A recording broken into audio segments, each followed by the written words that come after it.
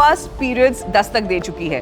किसी को पता ना चल जाए। This is not a women issue, it is a human issue. तो माँ का रोल सबसे इम्पोर्टेंट है। नॉर्मली पीरियड्स जो है वो 9 to 16 ईयर के बीच में कभी भी दस्तक देते हैं। पीरियड्स क्यों होगा, वो सिर्फ आप अकेले नहीं हो, दुनिया की हर लड़की को होगा। नमस्कार, मैं हूं आपके साथ शागुरिका भट्टाचार्य। एक बार फिर हाजिर हूं एक और वेलनेस ब्यूटी के खास एपिसोड के साथ। आज कुछ ऐसी बात की जाए जो मेरे ख्याल से हर माँ के लिए बहुत इम्पॉर्टेंट है। माँ क्यों? क्योंकि माँ ही है जो बेटी को इसके बारे में बताएगी। माँ के साथ साथ ही बेटी की बात भी आएगी। Yes, we are going to talk about the topic on periods, पहला पीरियड।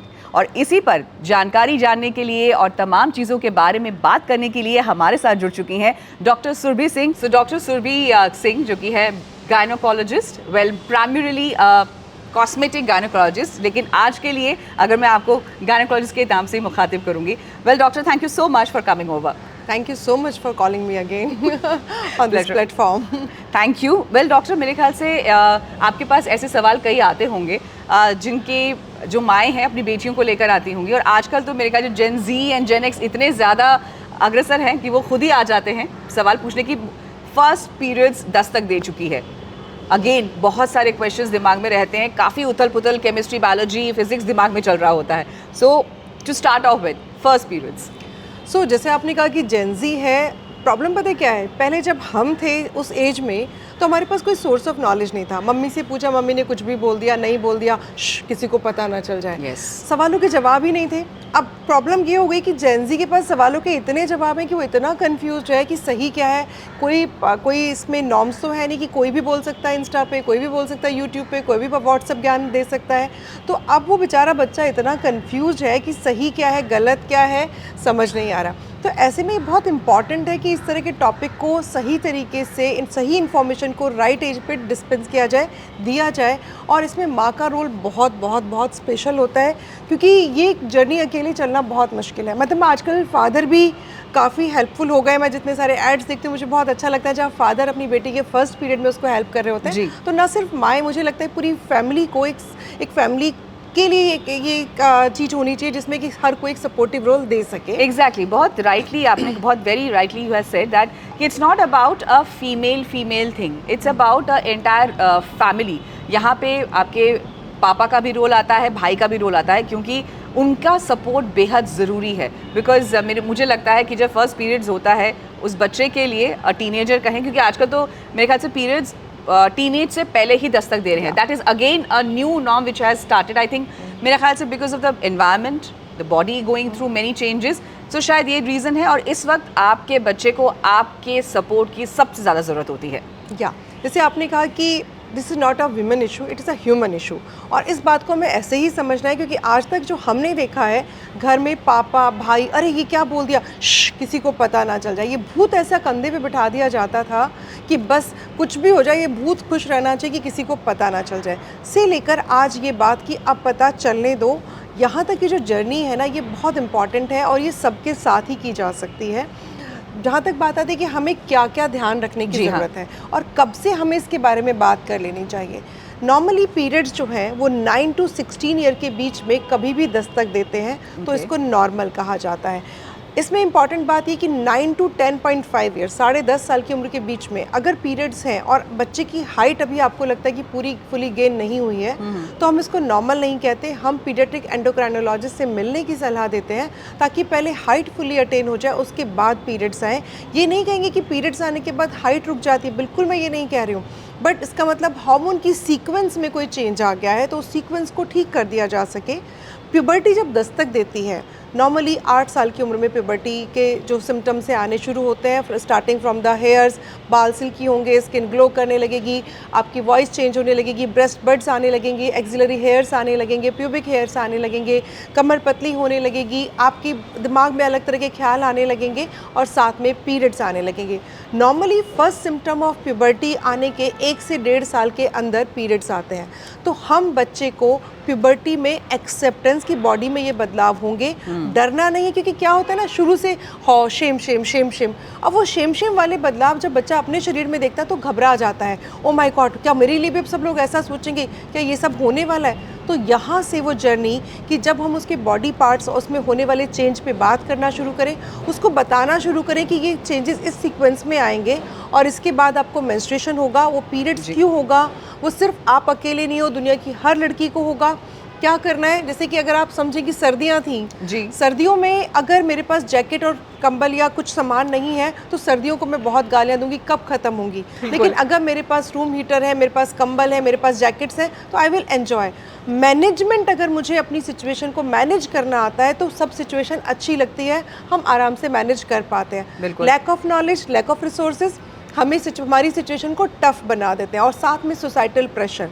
तो हमें ये ध्यान रखना है कि इन सारी चीज़ों से को मैनेज करना हमें बच्चे को सिखाना है और पूरी फैमिली को सीखना है, उसके साथ खड़े होना है। बिल्कुल, बहुत ज़रूरी है। और मेरे ख्याल से फर्स्ट एंड फॉरमोस्ट घर से ही वो शिक्षा शुरू होनी चाहिए। गायनेकोलॉजिस्ट के पास तो आप बाद में लेकर जाते हैं, लेकिन माँ जो आपको सिखाएंगी, मेरे ख्याल से हर उस माँ के लिए बेहद ज़रूरी है कि आप अपनी बेटी के साथ हर उस लेवल पे रहे, बिकॉज ये बहुत थिन लाइन है जब आपका बच्चा टीन एज के साथ साथ मेरे ख्याल से प्री टीन्स में भी आ चुका है। वेरी करेक्टली सेड कि 9 to 16 का एज है जब कभी भी हो सकता है। तो इट्स नॉट अब नॉर्मल कि अगर आपके बच्चे को पहले पीरियड्स हो रहे हैं, क्योंकि ज़माना बदल रहा है, चीज़ें बदल रही हैं, खान पान बदल रहा है, तो हो सकता है उससे भी हमारी बॉडी को इफेक्ट करे। लेकिन यहाँ पे सबसे इंपॉर्टेंट जो सपोर्ट है वो है माँ का। माँ का रोल बहुत इंपॉर्टेंट है, क्योंकि वो सिर्फ अपने बच्चे को बताती नहीं है, सपोर्ट भी करती हैं। And no longer a period is a taboo, because all the parents, मेरे ख्याल से पिताजी भी जो हैं आपके, यानी dads, they are coming forward. मतलब ये नहीं है कि पापा पैड लेकर आइए तो ये सोचना पड़ेगा। Dads can also go out and get the pads for the daughter. So that is again a very good initiative. आपने बिल्कुल सही कहा कि दो पूरी फैमिली का रोल है, पापा भाई सबका रोल इम्पॉर्टेंट है, पर माँ ने वो जर्नी देखी है, उसका एक एक्सपीरियंस भी उसके साथ कैरी करता है। और कोई ये कहता है कि बेटा मेरे साथ भी हुआ था, मैंने ऐसे मैनेज किया, वो फादर नहीं बता पाएगा, वो ब्रदर नहीं बता पाएगा। तो माँ का रोल सबसे इम्पॉर्टेंट है। माँ है या बड़ी बहन है या सहेली है जिसके साथ आप बहुत क्लोजली कनेक्ट हो, तो वो लोग आपके लिए सबसे इम्पॉर्टेंट होते हैं, जिन पे आप भरोसा करते हो, जो आपकी सच्ची सहेली होती है। बिल्कुल। सहेली से मुझे एक चीज़ याद है कि आजकल हमारी सहेली जो बच्चों की बन चुकी है वो है इंटरनेट। बहुत सी चीज़ें उसमें से पता चलती हैं। सो रियली वांटेड कि अगर आप हमारे बच्चे जो यंगस्टर्स हैं उनको बताएं कि किसको आपको एक्चुअली में एक्नॉलेज करना है और किसे नहीं, क्योंकि कई बार होता है ना कि बहुत ज़्यादा ज्ञान भी हानिकारक हो जाता है। और ये गलत ज्ञान। हाँ, तो सबसे पहले कि जो सोर्स है वो ऑथेंटिक है। मैं ये नहीं कहूँगी कि सारे ही डॉक्टर, सारे गायनेकोलॉजिस्ट बिल्कुल एक जैसा सोचते हैं, नहीं। उनकी कंडीशनिंग, उन्होंने क्या सीखा है, कितना उन्होंने प्रोसेस किया है अपनी नॉलेज को, बहुत फ़र्क पड़ता है। तो कोशिश कीजिए कि ऐसे लोग जिसमें एक्सपर्ट हैं उनका ज्ञान लीजिए। पीडियाट्रिक एंडोक्राइनोलॉजिस्ट, पीडियाट्रिशियन, गायनेकोलॉजिस्ट, ये तीनों का इंपॉर्टेंट रोल होता है। दूसरी बात, मैं थोड़ा सा आपको नॉर्मल और एबनॉर्मल बता देती हूँ ताकि आपको ये पता हो कि कब डॉक्टर के पास जाना है। जैसे मैंने शुरू में बताया कि 9 to 16 ईयर्स एज है, यानी कि 9 ईयर्स से पहले आते हैं या 16 ईयर्स होने तक भी पीरियड्स नहीं आते हैं तो डॉक्टर को कंसल्ट करना है। 8 ईयर्स पे प्यूबर्टी हिट करना शुरू करती है, सिम्टम्स आने शुरू हो जाते हैं। नॉर्मली ब्रेस्ट बड सबसे और एक्सिलरी हेयर सबसे पहले दिखाई देने शुरू होते हैं, जिन्हें आप पहचान सकते हैं। 14 ईयर्स तक अगर कोई चेंज नहीं आया, कोई प्यूबर्टल चेंजेस नहीं आ रहे हैं, तो फिर डॉक्टर को दिखा लीजिए। नॉर्मली 21 से 45 डेज़ के बीच का डिफरेंस होता है दो फर्स्ट पीरियड के बीच में। मैं साइकिल कभी भी एक महीने की नहीं होती, सेम डेट पे नहीं आते। दो फर्स्ट पीरियड के बीच में, यानी पहला दिन जिस दिन खून गिरना शुरू होता है वो डे 1 कहलाता है। तो 2 डे 1 यानी कि ये साइकिल जितने दिन चली उसके बाद ख़त्म हुआ, फिर दोबारा आया, फिर वहाँ पे पहला दिन हुआ, तो 2 डे 1 के बीच का जो डिफरेंस है वो मेरी मेंस्ट्रुअल साइकिल या पीरियड साइकिल है। तो उनके बीच का डिफरेंस अगर 21 डेज से कम है और 45 डेज से ज़्यादा है तो इसका मतलब ये एबनॉर्मल है, डॉक्टर को दिखाना है। अगर आपकी रेगुलर साइकिल्स जो है, मतलब साइकिल्स बार बार सेम इंटरवल पे नहीं आती है, वो 21, 24, 28, 20 मतलब 30, 35, 40 कितने भी दिन का है, वो जो इंटरवल है वो रेगुलर नहीं है, सेम नहीं है, बार बार कुछ भी आ जाता है। 2 से 3 दिन समझ में आता है, लेकिन उससे बहुत ज़्यादा का डिफरेंस आ रहा है, मान लीजिए 7 डेज से भी ज़्यादा का गैप बार बार चेंज हो रहा है, दैट मीन्स 3 से 6 साइकिल को आप देखिए, फॉलो करिए, बार बार अपने डे 1 पे निशान लगाइए और देखते जाइए कि आपको दोबारा कब पीरियड्स आते हैं। अगर ये इतना इरेगुलर है कि आप प्रिडिक्ट ही नहीं कर पाते, डॉक्टर को दिखा लीजिए। 2 to 8 डेज़ के बीच में ब्लीडिंग का होना नॉर्मल है, कम से कम 2 दिन और ज़्यादा से ज़्यादा 8 दिन। इससे ज़्यादा खून अगर गिरता है डॉक्टर को दिखाइए, इससे कम गिरता है डॉक्टर को दिखाइए। 8 दिन अगर खून गिरता है तो उसमें ध्यान ये रखना है कि पहले, दूसरे, तीसरे दिन थोड़ा सा फ्लो ज़्यादा हो सकता है, बट बियॉन्ड 4 डेज़ फ्लो जो है वो नीचे की तरफ जाना चाहिए, डाउनफॉल होना चाहिए। 8 दिन तक सेम ब्लीडिंग नहीं होती है, 4 दिन के बाद ब्लड का फ्लो डेफिनेटली नीचे जाना चाहिए, तब वो नॉर्मल है। अदरवाइज़ वो एबनॉर्मल है। तो ये बहुत सारी चीज़ें हैं जो आपको ध्यान रखनी। Normally 30 to 50 ml blood loss होता है एक पीरियड में, लेकिन अगर ब्लड लॉस बहुत ज़्यादा किसी की फैमिली हिस्ट्री तो हम 80 ml तक नॉर्मल मानते हैं। लेकिन अगर ब्लड का लॉस बहुत ज़्यादा है, आपको जब भी जाते हो 1-2 घंटे में आपका पैड भीग जाता है, क्लॉट्स निकलते हैं, आप टॉयलेट जाते हो बार बार ब्लीडिंग हो रही है, क्लॉट्स निकल रहे हैं, ये एबनॉर्मल है, किसी भी स्टेज पे एबनॉर्मल है। और इसमें एक और इम्पॉर्टेंट बात मैं बताऊँगी, मेनार्क में जो पहला पीरियड आने के बाद पहले 2 साल ऐसा हो सकता है कि आपके पीरियड्स इर्रेगुलर हों। अगर ज़्यादा दिन पे आते हैं घबराइए मत, लेकिन अगर जल्दी आ रहे हैं तो 5 लीटर ब्लड है मेरी बॉडी में, जल्दी जल्दी आएंगे, ज़्यादा निकलेगा तो इन्फॉर्म कीजिए। अगर आपको 21 डे से पहले ब्लीडिंग हो रही है इन्फॉर्म कीजिए। अगर आपको 8 डे से ज़्यादा ब्लीडिंग हो रही है इन्फॉर्म कीजिए। ये मत मानिए कि इरेगुलर होते हैं, कोई बात नहीं, लंबा चला जाए फिर भी मत डरिए। लेकिन अगर ज़्यादा ब्लीडिंग हो रही है, जल्दी जल्दी हो रही है, ज़्यादा दिन तक चल रही है, बहुत कम इंटरवल पे आ रही है, ये पीरियड ऑफ ये जो पॉइंट ऑफ कंसर्न है, डॉक्टर को ज़रूर दिखाइए। वेरी इंपॉर्टेंट, ये बेसिक पॉइंट्स है जिसे आपको ध्यान में रखना है, क्योंकि आज का एपिसोड ही हमारा इसी टॉपिक पे ही था कि बेसिक चीज़ें हम उन माओं को बताएं, उन बच्चों को बताएं, टीनेजर्स से लेकर जिनके लिए पहला पीरियड है, फर्स्ट डे ऑफ पीरियड, क्या सिम्टम्स होते हैं। आपको डरने की ज़रूरत बिल्कुल नहीं है, this is very very normal. अगर नहीं हो रहा है या फिर लॉन्ग इंटरवल जैसे कि डॉक्टर ने बताया, तब जाके वो एबनॉर्मल की श्रेणी में आता है। लेकिन please do not get into any conclusion before hand. आपको डॉक्टर को दिखाने की बहुत ज़रूरत है, अपनी माँ और से ज़रूर बात करें और खुल के बात करें। बिल्कुल। इसमें एक और चीज़ मैं बोलूँगी कि जब हम पहला पीरियड आता है तो माँओं के लिए स्पेशली है कि बच्चे को एक बार पैड्स के बारे में समझाएं। पैड्स कितनी देर कैसे लगाना है, कैसे थ्रो करना है, कितनी घंटे बाद आपको पैड बदलना ज़रूरी है। बहुत सारे पैड से बहुत सारे बच्चों को रैशेज़ आ जाते हैं, वो नहीं बता पाते हैं, तो इम्पॉर्टेंट है कि उनको समझाएं कि रैशेज़ का मतलब क्या होता है, कैसे उनको अवॉइड किया जा सकता है। 4 to 6 आवर वो इंटरवल है जिससे ज़्यादा हमें पैड्स को नहीं लगाना है। भले ही हमें ब्लीडिंग हल्की सी हो रही है, भले डिस्चार्ज है, भले डर से लगाया है, पेंटी लाइनर ही लगा लिया था, बट 4 to 6 आवर में, मतलब 6 आवर की एक लाइन खींच लीजिए, 6 आवर से ज़्यादा आपको पैड को नहीं लगा के रखना है। उससे ज़्यादा अगर आप पैड को लगाते हैं तो इन्फेक्शन के चांसेस बढ़ जाते हैं।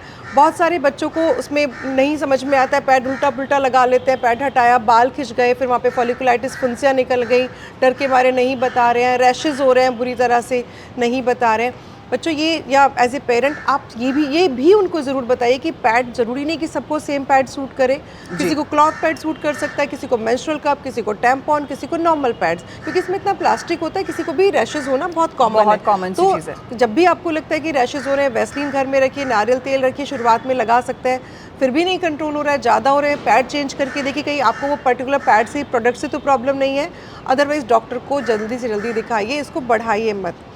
These are the basic thing मेरे ख्याल से जो शुरुआत के दिनों के लिए बेहद ज़रूरी है। एंड आई एम श्योर हमारा एपिसोड बना इसीलिए है कि wellness and definitely your beauty and aspects जो आपकी बेहतरी के लिए रहे, और डॉक्टर सुरभि हमारे साथ ऐसे ही जुड़ती रहेंगी और हर ऐसे टॉपिक को हम उठाते रहेंगे जो आपसे मुतल्लिक है, यानी कि आपसे रूबरू कराते रहेंगे। Well, thank you so much doctor for coming over, because मेरे ख्याल से ये एक ऐसा टॉपिक था जो हम बात तो करते हैं लेकिन दबी ज़ुबान पे, जैसे कि आपने कहा श करके, लेकिन नहीं, अब वो समय है जब हम खुलकर बात करें और अपने बच्चों के साथ साथ उनको भी हम जागरूक करें और ख़ुद भी जागरूक रहे। वेल, आज के लिए thank you so much doctor. Thank you so much. दो ये टॉपिक ऐसा है जिसमें बहुत बातें करना अभी बाकी है, सवाल आपके मन में भी आ रहे होंगे, तो प्लीज़ पूछिए वो सवाल ताकि हम दोबारा बैठ सकें और दोबारा इस टॉपिक पे चर्चा कर सकें। बात करेंगे तो कॉन्फिडेंस गेन होगा, क्योंकि ये वही चीज़ है कि जानकारी से ही आपको कॉन्फिडेंस आएगा। बिल्कुल। और ये लाइफ में आपको बहुत लंबे टाइम तक चलना है, तो घबरा के चुप होके मत बैठिए, बोलिए, बात कीजिए इस पर। Be outspoken now, this is the right time to be on ground. Well, thank you so much हमारे साथ जुड़ने के लिए, और हम फिर से आपके साथ डॉक्टर के साथ जुड़ेंगे एक नए टॉपिक को लेकर। तब तक के लिए हमारे साथ जुड़े रहिए। नमस्कार।